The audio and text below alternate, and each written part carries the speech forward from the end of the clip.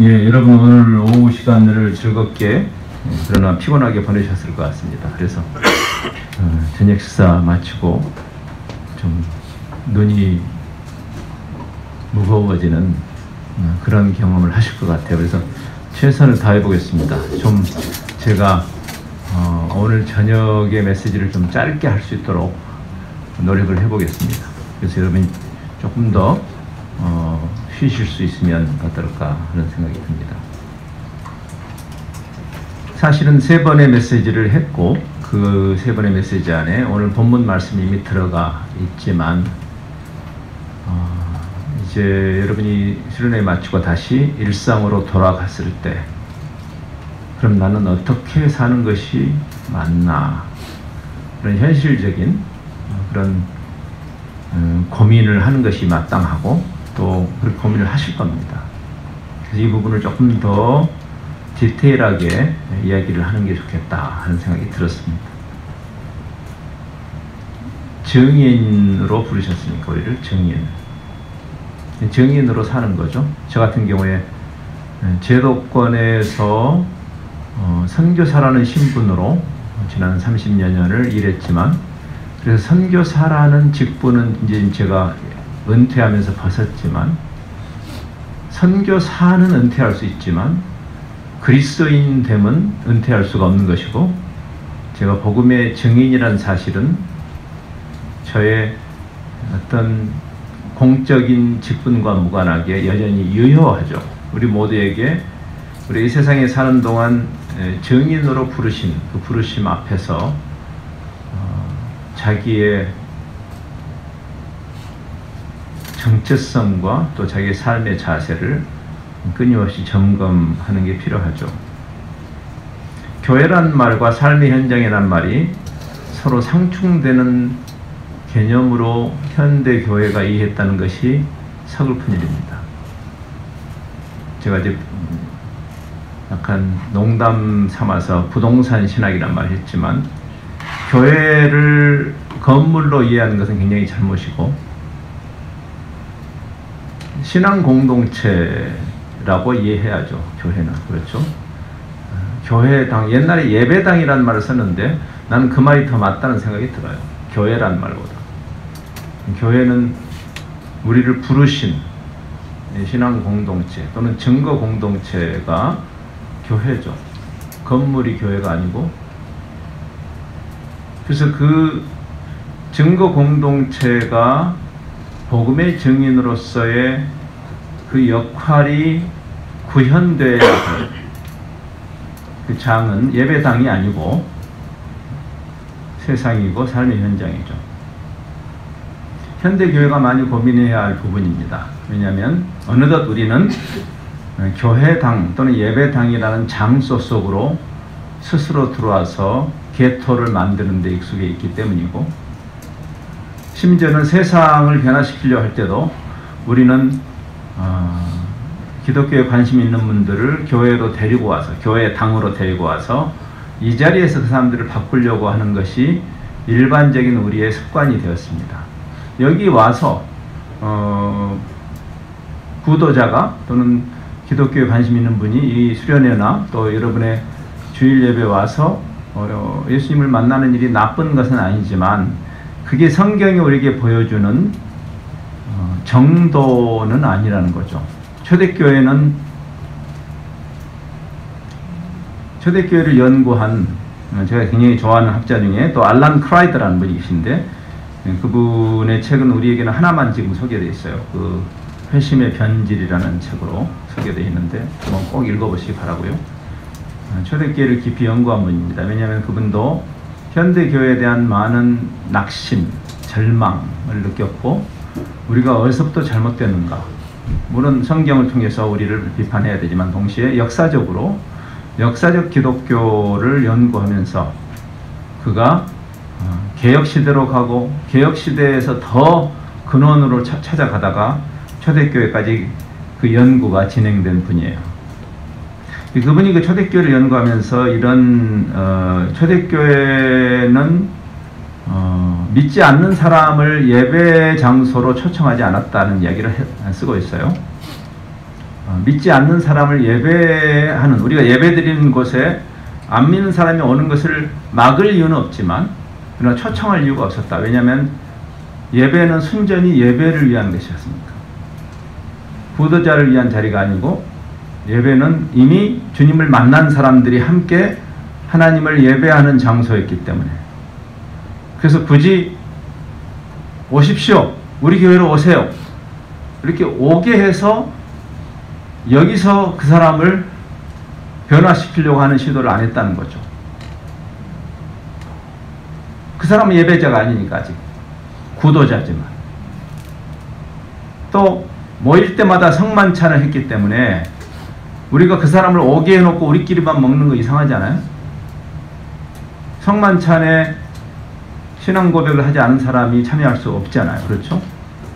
그래서 사실 초대교회는 회심이 어디서 일어났냐면 교회당에서 일어난 게 아니었고 일상생활 속에서, 즉 성도들이 일상 속으로 다시 가서, 이제 내일 또 여러분이 다시 일상 속으로 돌아가실 거죠? 생각도 하기 싫죠? 여기가 좋사오니 여기 이 풀장 옆에 초막셋을 짓고, 저는 오늘 저기 월악산, 오늘 우리 서목사님이랑 월악산을 올라갔는데 너무 좋더라고요. 거기에 봉우리 3개가 있더라고요. 다 1000m가 넘는 봉우리 3개. 그 초막셋을 짓고 싶다는 그 장면이 떠올랐어요. 거의 변화산 수준에서 올라가니까. 제 얼굴에서 광채가 나지 않습니다. 그래서 초대교회는 회심이 교회당에서 일어난 게 아니고 세상에서 일어났었다. 그래서 그것은 무엇일까요? 목사님이 여러분을 회심시키지 않았다는 거죠. 초대교회도 목회자가 있고 지도자가 있었지만 대부분의 회심은 지도자에 의해서 일어난 것이 아니고 여러분들에 의해서 일어난, 여러분들이 증인으로 다시 내일 가기 싫어도 가야 할, 참 먹고 살아야 되니까도 가야 되지만 더 중요하게는 여러분이 복음의 증인으로서 복음이 발휘되어야 할, 그리고 증거되어야 할 장소는 삶의 현장이니까, 일터의 현장이니까. 그래서 예수님이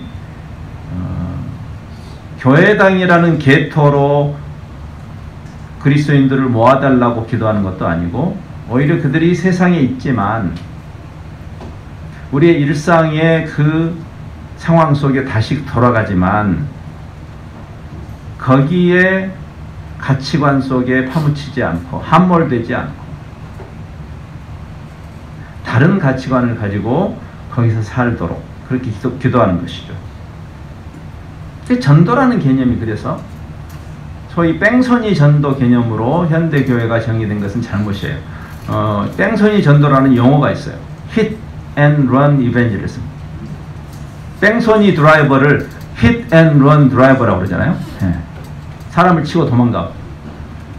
근데 전도도 그렇게 돼버렸다는 거죠. 우리가 총동원주의를 정해가지고 그날 뛰들어오고 와서 예수 전당 불신지옥 지르고 혹시 쫓아가 와 빨리 도망가버려, 우리가 먼저. 소통을 하겠다는 것인지 하지 않겠다는 것인지 알기 힘든 현대 전도가 좀 이상하지 않습니까? 병적이지 않습니까? 전도를 해야 되는데 성경은 증인됨 또는 증거한다는 것을 어떻게 말하는가를 고민해야 된다. 그렇죠? 탁월한 모델이 예수님인 것을 오늘 본문이 15절 그 다음에 16, 17절에서 얘기하죠. 아버지께서 나를 보내신 것처럼 내가 저들을 보냅니다. 그래서 우리를 보내실 때 누가 모델이냐면 예수님 자신이 모델이에요. 그래서 제자도에 대해서 굉장히 중요한 책을 쓴, 최근에 하나님 나라로 가신, 또 제가 좋아하는 또 다른 믿음의 선배가 있어요. 그분은 철학자인데 그러나 타고난 신학 서적을 쓰시는 분이에요. 달라스 윌러드라는 분이에요. 달라스 윌러드. 그분이 쓴 책도 다 읽었으면 좋겠는데, 그분이 마지막 최후에 쓰신 책이 우리말로는 잊혀진 제자도라는 책이에요. 잊혀진 제자도. 잊혀진 제자도. 제가 오늘 아침에 선교라는 것은 근본적으로 제자 삼으라는 명령이다. 가라는 명령 아닙니다. 우리가 선교 명령을 오해했어요. 가라는 명령. 일단 가고 보자. 필리핀이든 뭐 방글라데시든 일단 가자. 근데 그거는 무식한 이야기예요. 선교의 명령은 가라는 명령이 아니에요. 제자 삼으라는 명령. 사실 가라는 명령처럼 밑도 끝도 없는 명령이 어디 있어요. 가라. 이게 어떻게 명령일 수 있어요? 가라. 내용이 없잖아요. 제자 삼으라. 이거는 내용이 있죠. 선교의 명령은 제자 삼으라는 게 제자 삼으러 가라는 거겠죠, 물론. 그러니까 일단 어디로 가면 되는 게 아니고 내가 제자로서 제자를 삼아야 되는데 문제는 제자가 없는데 어떻게 선교가 일어나겠어요? 그래서 달라스 윌러드는 그 책의 원 제목을 보면 약간 말장난을 하고 있어요. 그게. 원 제목은 영어로 The Great Omission이에요. The Great Omission. 큰 게 하나 빠졌다. 말장난인 것 이유는 The Great Omission이라는 말을 들을 때 생각나는 표현이 있죠? The Great Commission이 생각나죠. 지상명령. 약간 워드플레이를 한 거예요. 지상명령이 완성되지 않는 이유는 여러분이 많은 사람들을 더 보내야 했는데 덜 보내서가 아니라 그 말이에요. 미안한데 더 많이 보내면 지상명령이 일어나는 게 아니고 제자가 없어. 큰 게 빠졌는데 그게 뭐 빠지냐면 제자가 없어. 요즘처럼 제자를 많이 거론하고 요즘처럼 제자도 했었고 요즘처럼 제자 훈련 프로그램도 많은 데가 없고 요즘처럼 제자가 없는 데도 없다 그랬어요. 그럼 제자도가 뭔가? 달라스 윌러드는 제자도는 기독론이다 그랬어요. 제자도는 기독론이다. 무슨 근거로? 여기 17절 말씀. 예수님이 하나님, 성부 하나님이 성자 하나님을 어떻게 보내셨는지 생각해봐라. 예수님이 모델이죠. 그와 같이 나도 너희를 보낸다고 할 때 우리가 제자가 된다는 것은 예수님을 따르는 것이죠. 그래서 나를 따르라고 하는 거예요. 예수님이. 제자를 부를 때 Follow me. 베드로를 처음 만났을 때 예수님이 나를 따르라. 3년 동안 따르면서 좌충우돌하고 그 예수님의 그 가르침 속으로 쏙 들어가기보다는 자기 나름대로 자기가 예수님을 돕는다고. 그 베드로의 흑역사를 아시잖아요. 그렇죠? 칼도 쓸 줄 모르는 친구가 또 말고에 목을 베다는 게 귀 하나 베고 뭐 이런. 예? 근데 그런 과정을 통과하면서 나중에 코가 쑥 빠지잖아요. 이 녀석들이 다 예수님을 배반해도 나는 주님 나를 믿어주세요. 나 소재자 나 베드로 나는 주님을 배반하지 않을 것입니다. 근데 가장 처절하게 배반했죠. 쪽팔리는 그것도 예수님을 저주하면서까지 그 어린 여자애한테 당신 갈릴 사람 맞지? 그러니까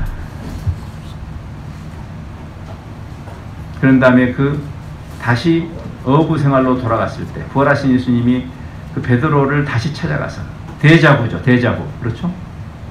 처음에 어부로서 그 갈릴리의 호수에서 배를 고기를 잡고 있는데 예수님 모셔가지고 Follow me 하셨던 주님이 맨 마지막 명령도 똑같은 정황으로 다시 돌아갔어요.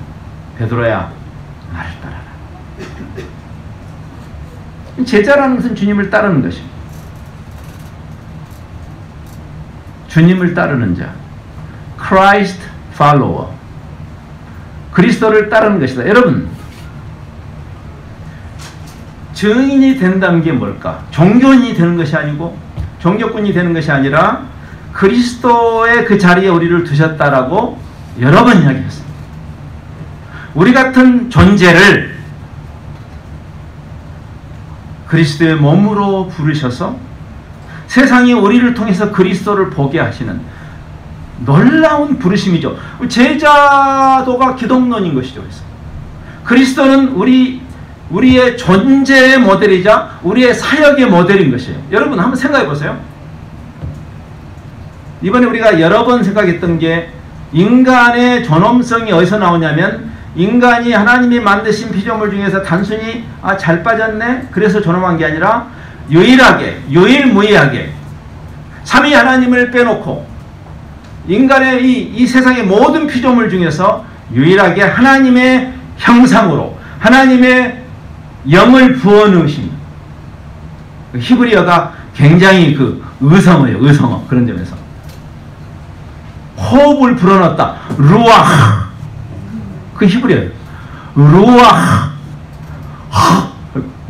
저희 닦았습니다. 하나님의 영을 불어넣어서 영물이 되었다. 우리가 이 영이 된, 하나님이 영이시고 우리가 영이 된 그 하나님의 형상으로 창조함을 받은 존귀한 인간이 죄의 가장 치명적인 결과는 그 형상을 잃은 것이에요.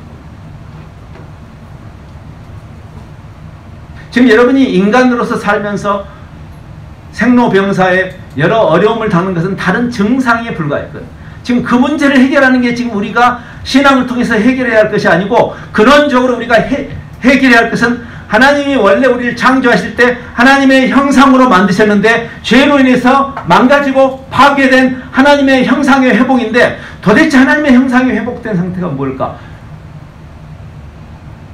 너무나 막연하지 않아요? 그래서 그리스도가 오신 것입니다. 그리스도처럼 된 것입니다. 그리스도처럼 된 것입니다. 우리가 하나님이 되는 것이 아니고 그래서 하나님이 인간이 되신 것이에요. 왜? 우리 안에 하나님의 형상이 회복되었습니다. 막연하게 형이상학적인 가르침이 아니라 그 회복된 우리 존재의 모델이 그리스도니까. 바울 서신과 요한 서신과 이 성경에 가득 차 있는 그리스도를 닮아가는 그 모델, 아마 이 주제로도 우리는 몇 시간을 또 강의를 해야 될 것입니다. 그리스도를 닮는. 뭐 예를 들면 에베소서에서 바울이 내가 그리스도의 장성한 분량을 향해서 가고 있다. 빌립보서에서 나는 아직 멀었다. 여러분, 빌립보서는 바울이 13권의 서신 중에서 죽음을 앞두고 쓴 끝부분, 디모데서보다는 조금 더 앞에 썼지만 그러나 거의 말년에 쓴 책인데 거기서 바울이 말해요. 나는 아직 멀었다. 나는 아직 갈 길이 멀다. 왜? 그리스도가 목표니까. 그리스도를 닮아간다는 그 궁극적인 목적, 즉 우리의 존재 자체가 그리스도를, 그래서 우리를 크리스찬이라고 하는 거예요. 크리스찬, 크리스티아노이, 크리스찬, 그리스도를 닮는, 우리 존재가 그리스도를 닮아가는 과정이에요. 종교인이 되지 말고 바리새인이 되지 말고 그랬어. 광신자가 되지 말고. 오히려 가장 자유로웠던 그리스도를. 사실 여러분의 신앙이 깊어지면 어떤 현상이 일어나냐면 가장 인간적이 되는 거예요. 그래서 비인간화가 되는 것이 아니고, 왜 신앙이 좋다는 분, 왜 영성이 깊다는 분들은 이상한 도인이 될까요? 목소리도 몇 살입니까? 왜 그렇게 돼요? 그게 어디서 온 거예요? 가장 인간적이 되는 거. 성경이 그리스도가 하나님이심에도 불구하고 그리스도의 신성보다도 그리스도의 인성을 강조하는 이유예요. 인자가. 왜? 하나님은 그리스도를 인간으로 보내시는 것이 하나님의 중요한 섭리였어요. 그리스도의 신성보다도 그리스도의 인성이. 왜? 우리가 그분을 닮아야 합니까? 우리가 그분의 제자가 되어야 됩니까? 여러분의 신앙이 여물었다면 여러분은 훨씬 더 인간적이 될 것입니다. 비인간화가 아니라. 잘못 배웠어요. 도인들이.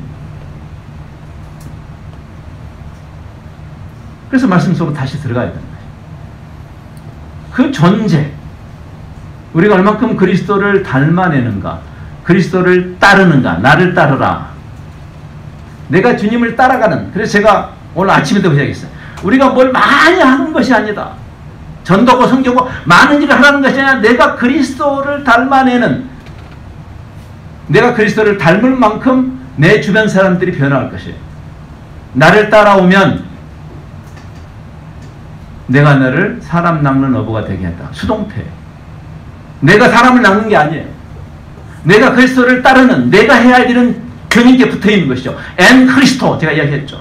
주님께 붙어있는 것이고, 어떻게 가지가 포도나무에 붙어있는데 열매를 안 맺힐 수 있어요? 내가 열매를 맺히려고 막 포도나무에 붙어있지도 않은 가지가 막, 요즘 과일 많죠. 아까 자두. 아우, 자두 정말. 오늘, 여러분이 오늘 자두를 맛있게 먹었다고 말하지 마세요. 저하고 서목사님 앞에서. 우리 저 월악산 꼭대기에서 먹은 그 자두는 그 맛을 모르실 거예요.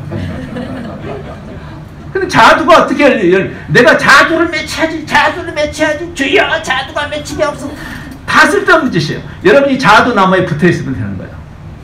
예? 뛰는 놈 위에 붙은 놈. 수동태예요, 사실. 그것을 은혜라고 말해요. 은혜. 구원도 은혜고 사역도 은혜예요. 주님께 붙어 있습니다. As you follow me, 네가 나를 따르면 I will make you fishers of men. 내가 너희를 제 사람 사는 예수님이 하시는 거예요. 하나님의 선교, 하나님이 하시는 일에 우리가 참여하는 것일 뿐이에요. 여러분이 세상을 바꾸지 않아요. 못해요. 근데 내 안에 나 같은 질그릇에 그리스도가 들어오셔서 세상을 바꾸는 거죠. 그리스도가 바꿔요. 나 같은 질그릇에 그리스도가 담겨, 보호가 담기라니 이는 지극히 큰 능력은 우리에게 있지 않고 그분에게만 있음을 알게 하려 함이라. 예, 여러분이 전도의 사람이 예수 믿을 수 있죠. 저도 열심히 전도하는 단체에서 대학 시절을 보냈어요. 그리고 저는 감사해요. 기회 될 때마다 우리가 예수 그리스도에 대해서 소개해야죠. 당연하게. 전도하지 말라는 이야기 아니에요. 그럼 오늘 우리가 생각해야 할 것은 우리가 말로 때우는 것을 전도라고 하는 것의 문제예요. 왜? 예수님을 닮아낸다면 예수님은 말쟁이가 아니었기 때문에 그렇습니다. 말씀도 하셨지만 이 문제를 심각하게 우리가 생각해요.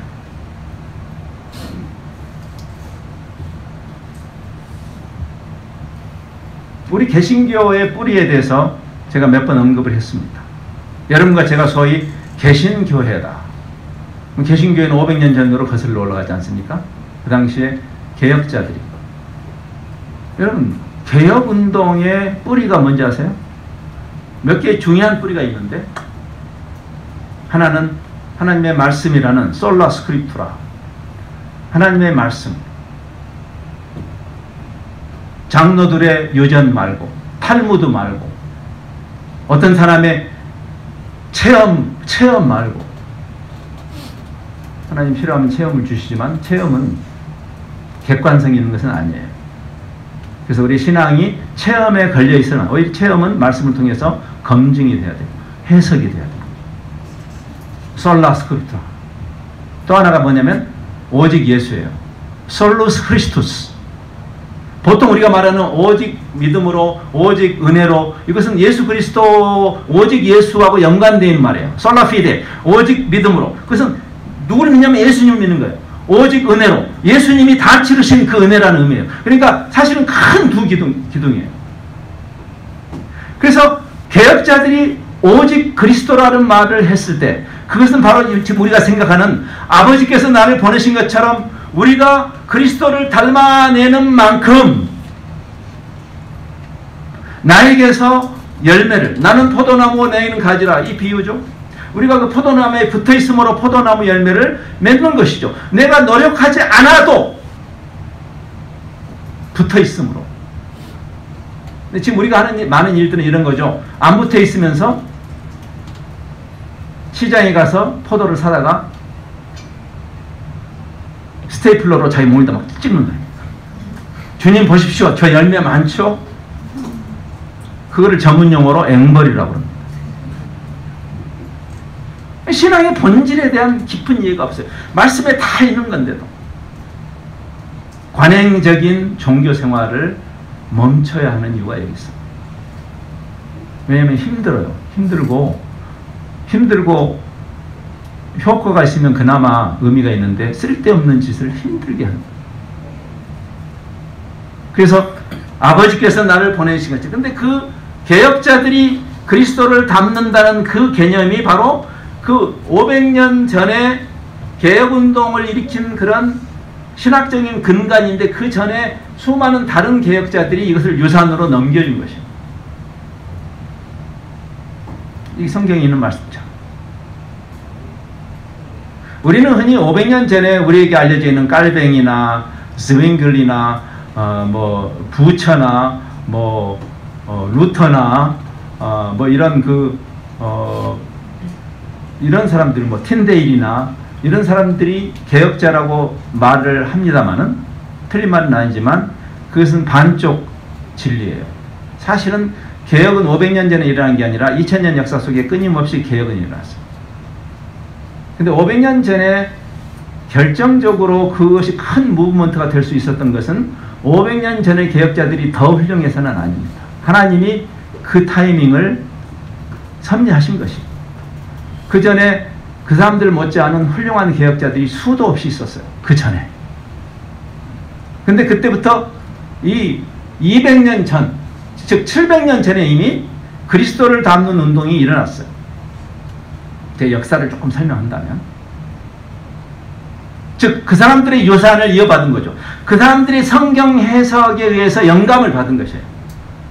그 전에 어떤 일이 있었냐면, 그 당시에 700년 전으로 가면, 지금은 우리가 예를 들어서 북유럽이 굉장히 발전한, 유럽에서는 오히려 남유럽이 좀 약간 후지고, 요즘에는 북유럽이 굉장히 이런 그 복지나 또는 어떤 그 과학이나 어떤 학문이 훨씬 더 발전해 있는, 뭐 독일, 화란, 그 다음 스칸디나비아 이런 데가 지금은 굉장히 앞서가고 있는 시대에 우리가 살고 있지만, 사실은 700년 전으로 거슬러 가면 북유럽은 야만인들이 사는 곳이었어요.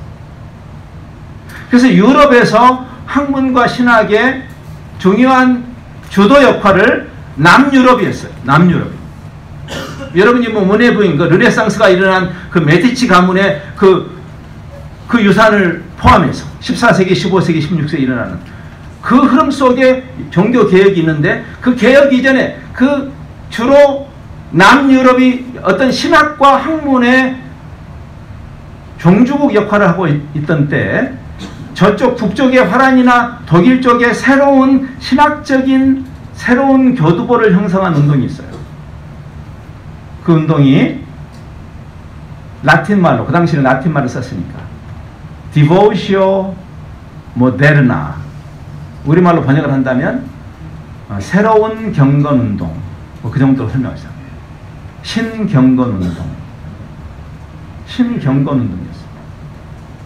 그래서 그분들이 화란과 독일을 중심으로 그 당시에 암흑기의 중세 로마 교회에 대한 심각한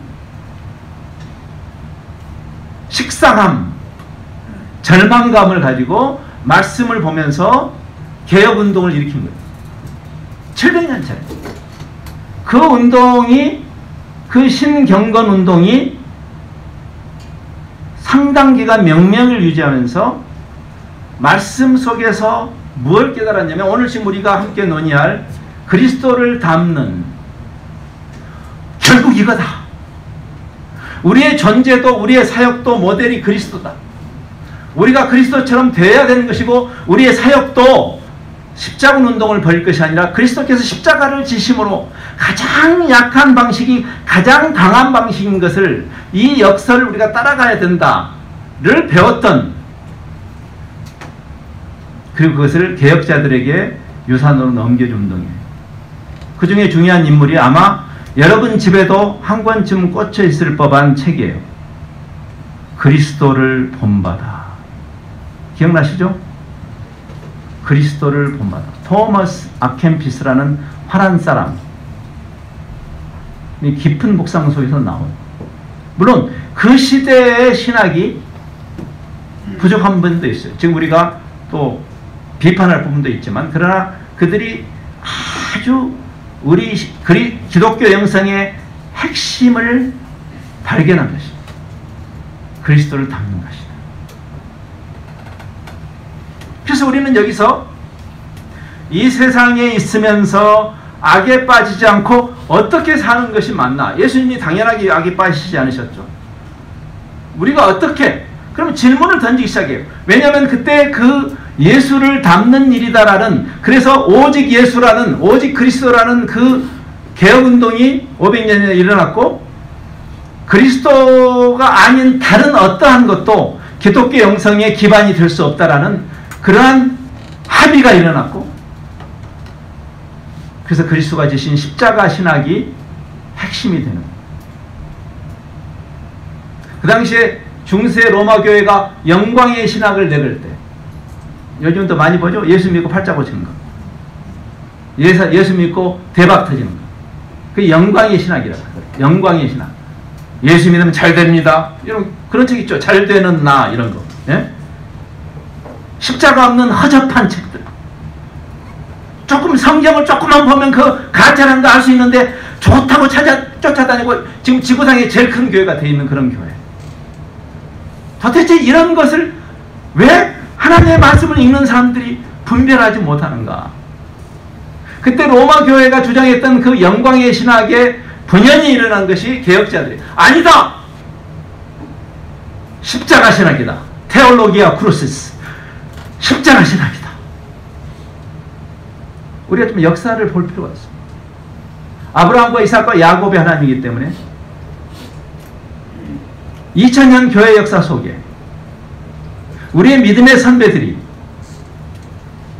끊임없이 말씀을 묵상하면서 우리에게 복음의 핵심이 무엇인지를 전승해준 그 유산을 팽개치고 마치 2000년 만에 드디어 진리를 발견한 것처럼 떠드는 사람, 그런 이단 종파에 휘둘리는 이런 한심한 교인들이 되셔야 되겠냐 그 말이에요. 예? 신천지가 나타나서 드디어 진리를 찾았다고, 통일고 나타나서 드디어 진리를 찾았다고, 그러면 거기 다 쫓아가. 아브라함과 이삭과 야곱의 하나님이에요.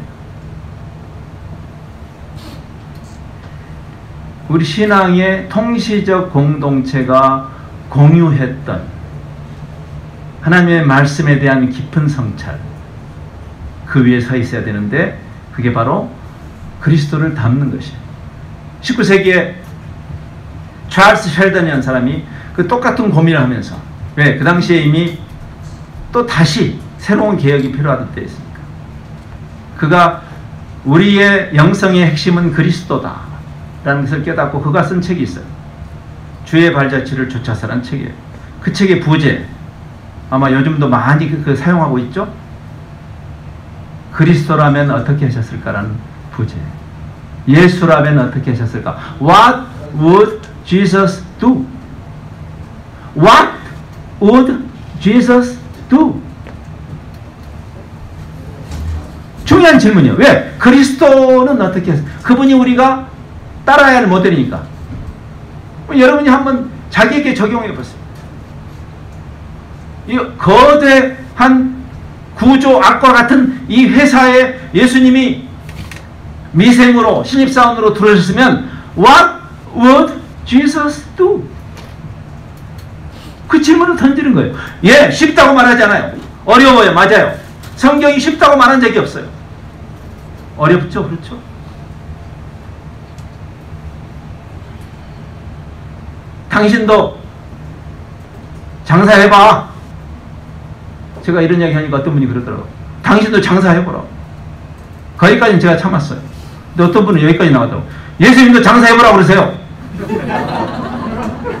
그것은 제가 열받았어요. 예수님도 장사했거든요. 그랬어요. 나사렛표 가구 좀 하셨거든요. 예수님도. 예수님이 그 당시에 목수의 아들로 그 목공을 할 때 그 시대에 탐관오리가 없었겠어요? 그 시대의 관원들은 깨끗했겠어요? 그들이 뇌물을 요구하지 않았겠어요? 그들이 구조악으로 부당한 요구를 하지 않았겠냐고요. 예수님에게. What would Jesus do? 아버지께서 나를 보내신 것처럼 나도 저들을 세상으로 보냅니다 라는 그 말의 의미를 우리가 이해한 것일까요? 이 질문에서 벗어날 수 있는 사람이 있습니까, 여기에? 제가 이런 비유도 했어요. 나는 그냥 평범한 가정주부인데. 좋아요. 여러분 가정에 예수 안 믿는 남편을 둔 그 아내로 예수님이 오셨으면 What would Jesus do? 아이고 인간, 그랬을까 예수님이? 아이고 내 십자가.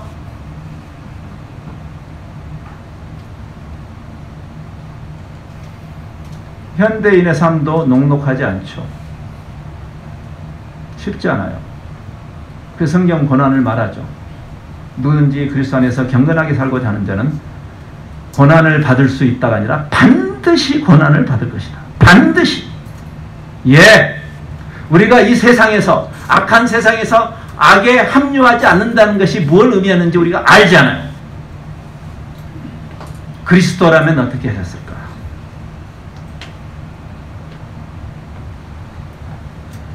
그래서 이 문제를 다뤄야 하죠. 그분은 어떻게 전도하셨을까?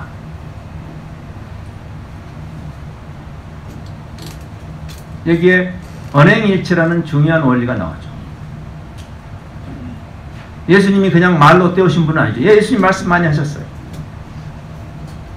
그러나 예수님을 어느 누가 말쟁이라고, 이 시대의 세상이, 교회가 너무나 시끄러워. 크리스천들은 왜 이렇게 말이 많아? 말을 많이 하는 세상이 변할까요? 물론 말도 해야죠. 하나님이 우리에게 주신 소통의 가장 탁월한 도구가 언어이기 때문에 입을 열어서 예수 그리스도가 주라고 그렇게 선포하지 말란 말이 아니죠. 그러나 만일 우리가 예수 천당 불신조하고 떠들어다니며 세상이 변하는 게 맞았다면 예수님도 오실 필요가 없었죠. 예수님, 하나님도 하늘에서 라우드 스피커를 켜고 하나님 예수님 보내지 마세요. 그냥 하나님이 하늘에서, 하늘의 스피커, 여기는 자꾸 삑소리 나고 그러지만 하늘 스피커는 삑소리 안 날 거예요. 그렇죠? 예? 그래서 하나님이 그 스피커를 켜시고 이렇게 하시면 되잖아요. 자, 들리느냐, 냐. 제1월 리. 전도 다 하신 다음에, 자, 예수 믿을 사람 손 들어라, 라. 그렇게 안 했어. 예수님이 오신 것 자체가 언행일체예요. 성육적 방식이에요. 탈육적 방식이 아니에요. 우리는 탈육적 방식에 익숙하죠. 탈육은 뭐예요? 그렇게 말하는 거예요. 근데 하나님이 우리에게 보여주는 방법은 그 은혜와 진리에 대해서 설명하신 게 아니라 은혜의 진리가 오셨어요. 우리가 예수님을 보았다고 그랬어요. 예수님이 태초에 말씀이 계셨는데 그 말씀은 우리가 들려줘야 할 것으로 일반적으로 생각하죠. 말씀은 들려주면 되는 거다. 근데 들려줘야 되지만 말씀은 들려줘야 되지만 또 보여줘야 되는 거예요. 그게 예수님의 성육신이에요. 예수님이 그 하나님의 영원하신 진리를 그 몸으로 담아내셔서 이 땅에 오신 것이죠. 그래서 요한복음의 그 논리는 재밌어요. 우리가 그 성육하신 말씀을 들은 게 아니고 성육하신 말씀을 보았다고 그랬어요. 여러분이 내일부터 다시 현장으로 가서 여러분이 세상에게 보여줄 게 있어요. 복음을 보여줘야 돼요. 종교 말고.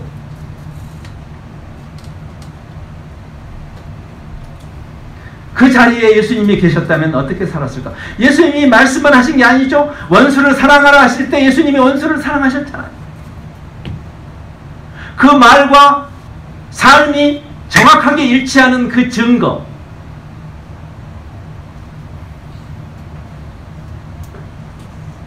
인자는 섬김을 받으러 온 게 아니고 섬기러 왔다 라고 말씀하시면서 제자들의 발을 씻기시죠.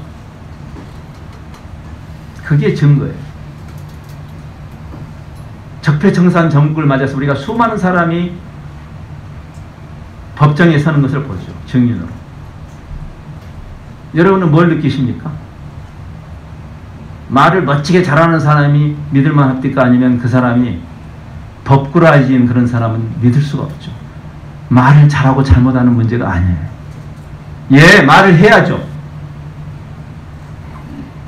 그럼 그 말에 우리가 전도를 할 때 그 말에 그 복음에 나를 실어야 돼요. 우리가 복음에 대해서 설명하라고 보내신 게 아니고 복음을 구현하라고, 복음을 담아내라고, 복음을 살아내는 우리를 세상이 봐야 한다고. 그 말씀이 육신이 되어서 세상에 오셨을 때 세상이 그 말씀을 보았다고. 현대 복음주의 교회의 스캔들입니다. 이게. 말쟁이들. 그래서 싫어하는 거예요, 세상. 나도 싫어요. 말만 하는 사람들 나도 싫어요. 증거를 한다는 것은 그래서 말로만 하는 건 아닙니다. 말도 하지만 그러나 언어와 비언어가 함께 그게 메시지예요. 원래 메시지는 말을 통해서도 메시지가 전달되지만 말을 하지 않음으로도 전달돼요. 여러분 그 경험하잖아요. 여기 부부들 많이 계시니까. 저는 제 아내가 제일 무서울 때가 언제인지 아십니까? 소리칠 때가 아니에요. 입을 다물 때예요. 제 아내가 입을 다물고 저하고 말을 안 하면 제일 무서워요. 저는. 또 그 비법을 쓰지 마세요, 남편들한테. 제 아내는 말하지 않음으로 가장 강력한 메시지를 저한테 전달하는 거죠. 너라는 인간은 같이 대화할 가치도 없다라는 메시지를 강력하게 전달합니다. 우리가 메시지를 전달한다는 것이 말을 많이 해야 되는 것이 아닌 것을 우리도 경험하지 않아요? 예수님은 어떤 증인이었는가? 왜 현대교회는 말쟁이가 되어버렸는가? 우리가 전하는 메시지의 신뢰도는 메신저, 증인의 신뢰도가 결정하기 때문입니다. 우리 많이 보았잖아요. 법정에 서는 사람. 그 녀석이 어떤 녀석인가가 중요해. 걔가 말을 어떻게 하느냐가 아니라 그 놈이 어떤 놈인가. 양치기 소년 이야기 아시잖아요. 그래서 말씀 속으로 더 들어가야 돼요. 여러분은 어떤 증인이에요? 말쟁이에요?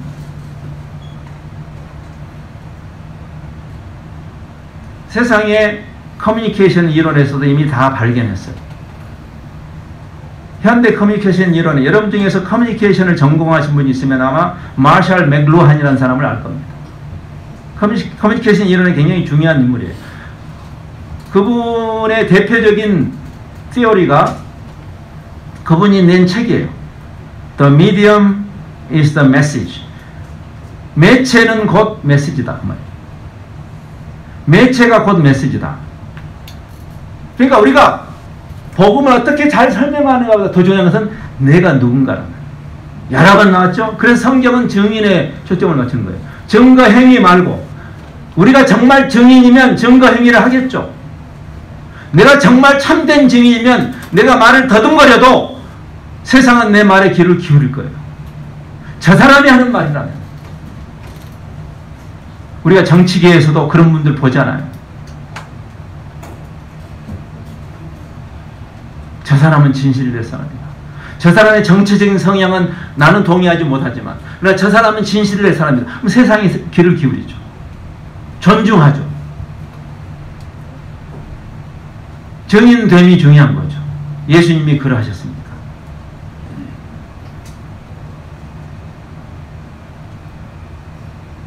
우리 모습은 감춰주시고 이렇게 하는 것은 사실 엄밀히 말하면 맞지 않아요.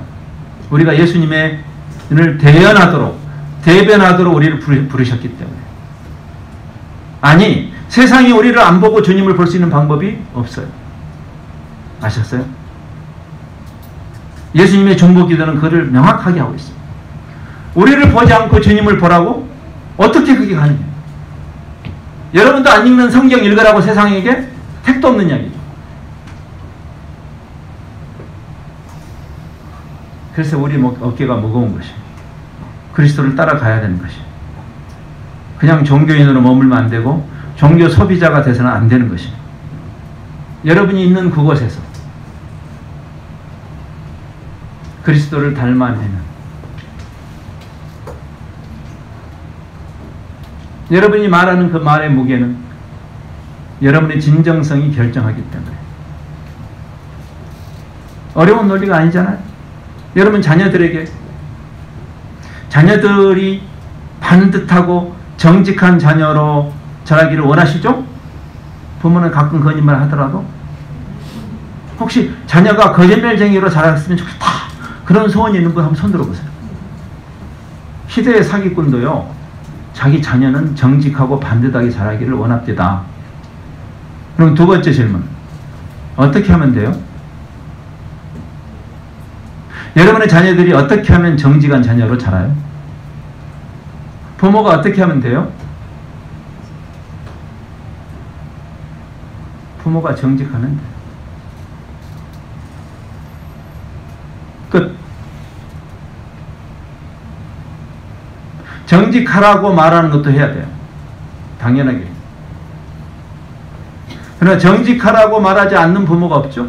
자식들한테 적당히 거짓말해라 그렇게 하는 부모 있어요? 없어요. 근데 왜 자녀들이 자꾸만 거짓말쟁이가 될까요? 우리가 사람에게 영향을 미친다는 것이 말쟁이가 아니라는 것을 알잖아요. 우리도. 아들이 거짓말하는 현장을 붙잡았어요. 부모가, 아버지가. 화가 났어요. 네 놈, 거짓말 하지 말라고 여러 번 이야기했지. 네가 사람은 속일 수 있어도 하나님은 보셔. 하나님 앞에서 네가 하나님을 속일 수 있을 줄 알아? 목에 칼이 들어와도 거짓말하면 안 돼. 이 정도는 안 돼요. 그 순간에 전화가 따라오니까 나 없다고 그래.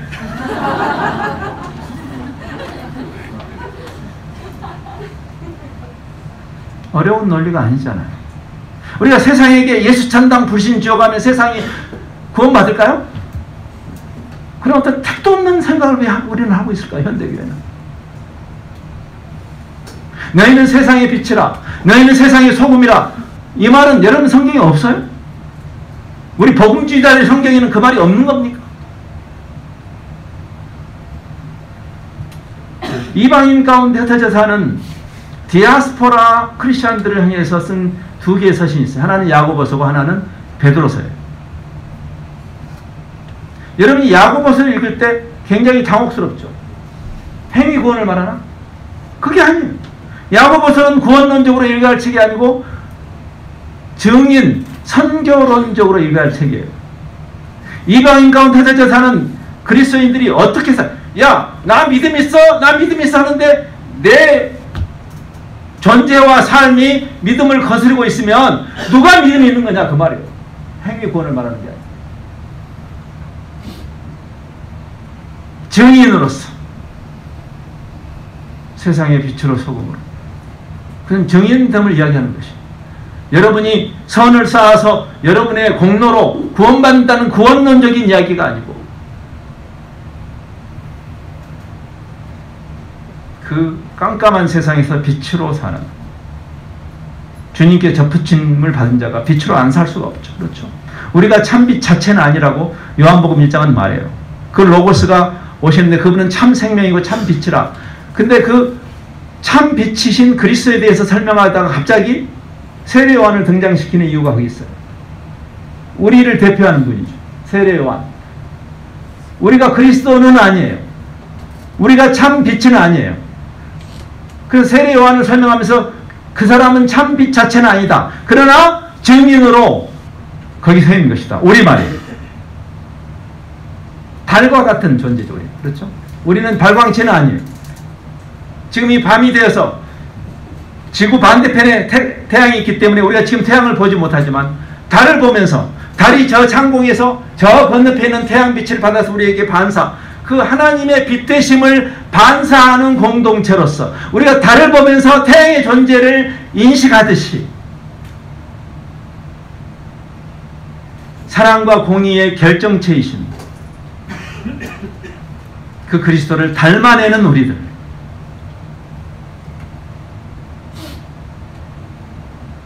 그래서 100년 전에 부흥운동이 한참 일어날 때 미국 쪽에서 부흥운동의 한 지도자로서 역할을 했던 D.L. 무디도 대서양 건너편 영국 쪽에서 무디와 같은 비슷한 사역을 했던 그 부흥사도 제 이름이 갑자기 지금 생각이 안 납니다. 이제는 저도 제 머리에 이 배드 섹터가 점점 많아진 것 같습니다. 똑같은 이야기를 했어요. 이렇게 이야기했어요. 우리에게는 사복음서가 있다. 마태, 마가, 누가, 요한. 그러나 세상에게는 5개의 복음서가 있다. 재밌는 말이죠. 마태, 마가, 누가, 요한, 그리고 그리스도인이라는 복음서가 있다. 근데 세상에게는 처음 4개의 복음서는 닫혀 있다. 당연하죠. 아까 말했잖아요. 여러분도 잘 안 읽는 복음서를 세상에 읽으라고요. 그리스도인이라는 복음서만이 열려있다. 세상에. 그래서 우리는 이런 말 하면 안 돼요. 우리를 보지 마시고 주님을 보시라고.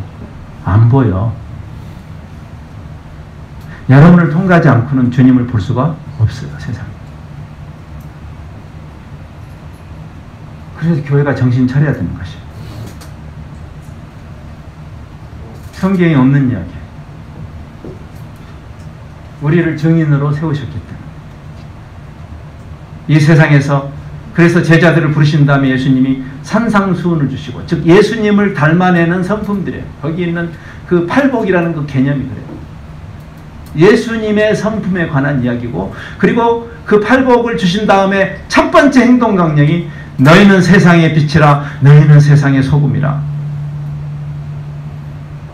소금이 맛을 잃으면 아무짝에도 쓸모가 없다. 너희가 소금이 아니면 종교꾼들은 필요 없다 그 말이에요. 저도 싫어요. 종교꾼은. 예수님은 종교인이 아니셨죠. 그래서 종교 지도자라고 싸우신 이유 예수님. 이 회칠한 무덤들아, 가장 거룩한 척하면서 가장 하나님의 진리를 가로막는 사람들이 교인들일 수 있어요. 여러분, 우리일 수 있어요. 그래서 다시 우리는 우리의 제자됨에 대해서, 우리의 증인됨에 대해서 깊은 고민을 해야 되죠.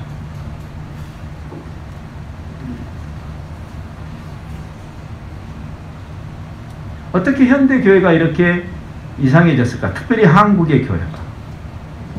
여기에 대한 많은 토론이 있었습니다. 얼마 전에 한국 교회가 너무나 바닥을 치고 있습니다. 그런데 이런 재밌는 논리도 나왔어요. 우리 안에 있는 사상적 기초가 복음이 들어오면서 우리의 어떤 문화와 사상적인 기초하고 버무려지죠. 그건 피할 수 없어요. 그러면서 점점 우리의 신앙이 성숙해 가면서 그 복음이 우리의 사상과 문화를 오히려 바꿔가는 거죠. 처음에는 버무려져요. 성리학의 밑거름에 복음이 들어왔을 때, 유교의 성리학, 성리학에 좋은 점이 있고 성리학에 위험한 점이 있는데, 성리학이 그 언행일치적 가르침이라기보다는 선지후행적 가르침이었기 때문이다. 선지후행. 먼저 알고 다 알고 행해라. 그러니까 우리의 암과 삶이 분리되는. 그래서 우리는 많이 머리통은 커지는데 성경이 말하는 삶은 곧 삶인데, 그렇죠? 내가 남자를 알지 못합니다. 그 말이 무슨 말이에요?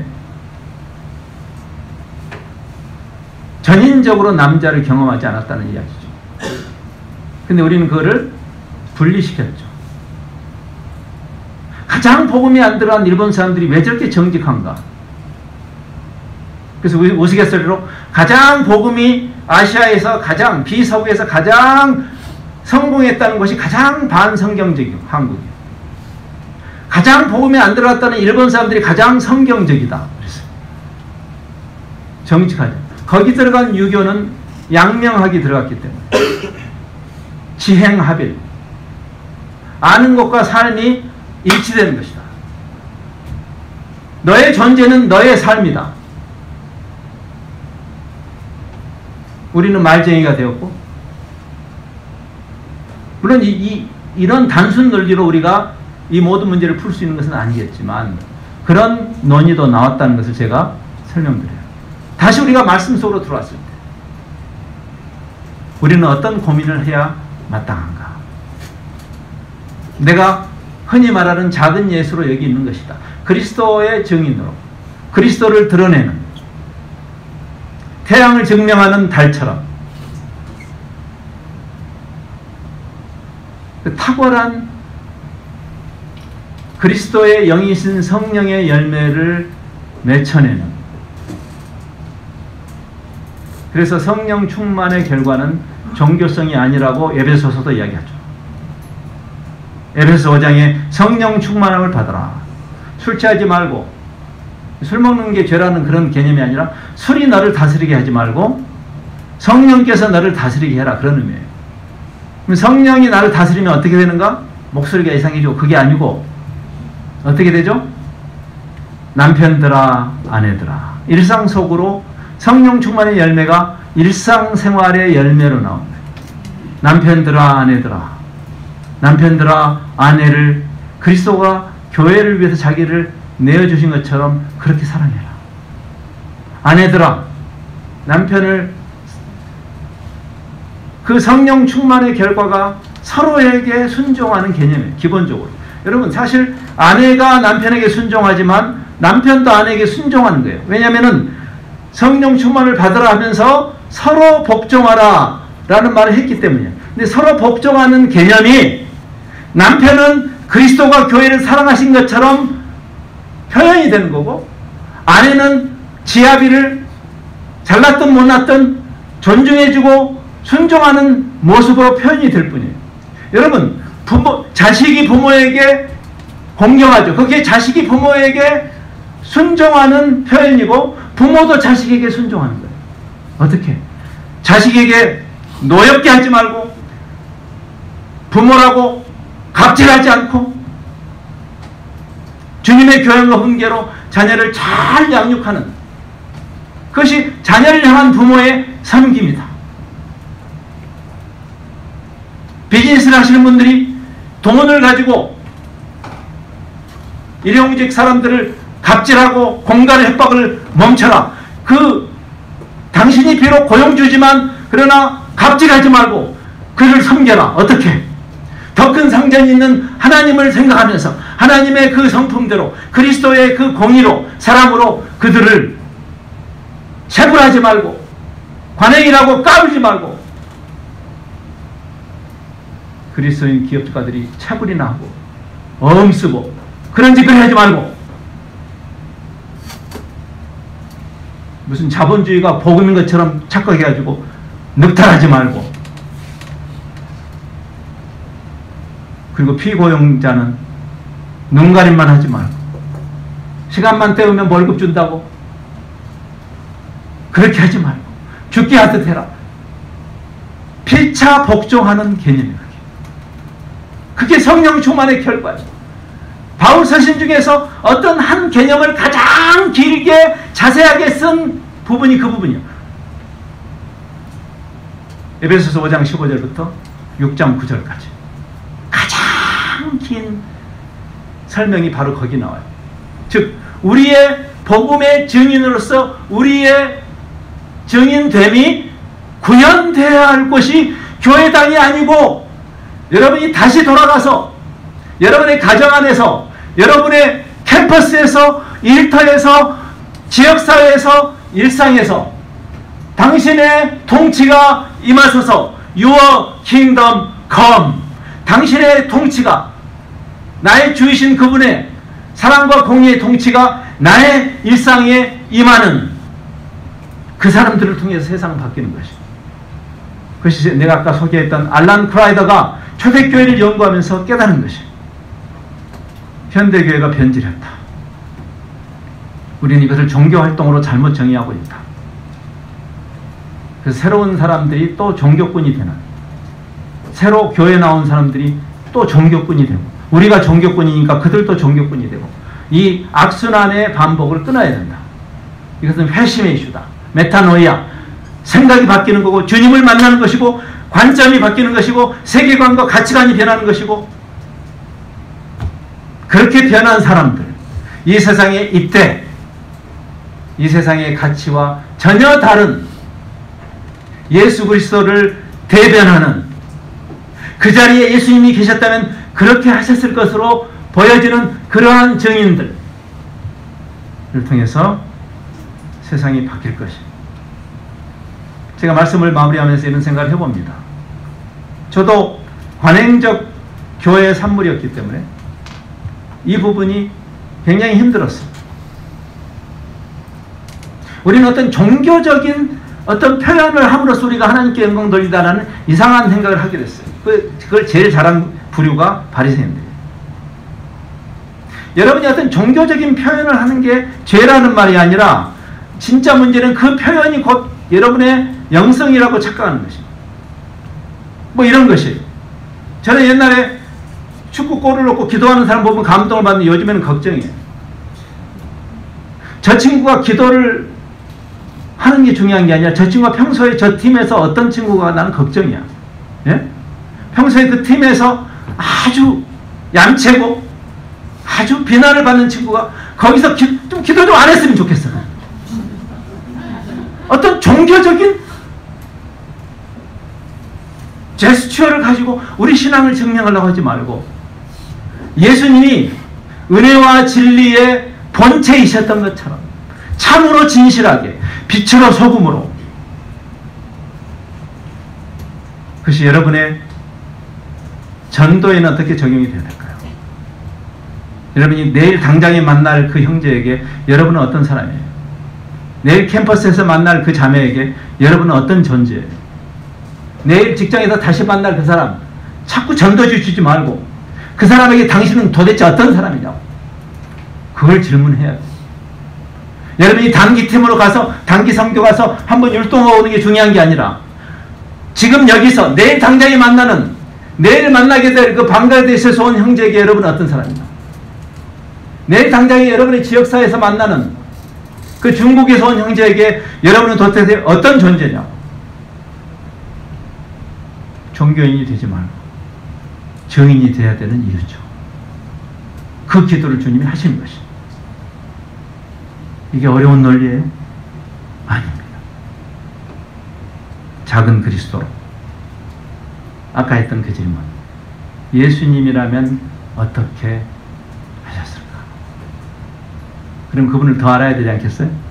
예, 평생 더 아십시오. 주님을 더 깊이 알아가십시오. 그분과 사랑에 빠지십시오. 부부가 닮는다고 하지 않습니까? 서로 사랑하니까. 주님이, 여러분이 예수님을 더 사랑하면 여러분이 예수님을 닮아갈 것입니다. 피할 수 없이. 그 세상은 여러분을 통해서 주님을 발견할 것이에요. 그럼 그 사람들을 이 신앙 공동체의 이 예배 공동체로 초청하면 됩니다.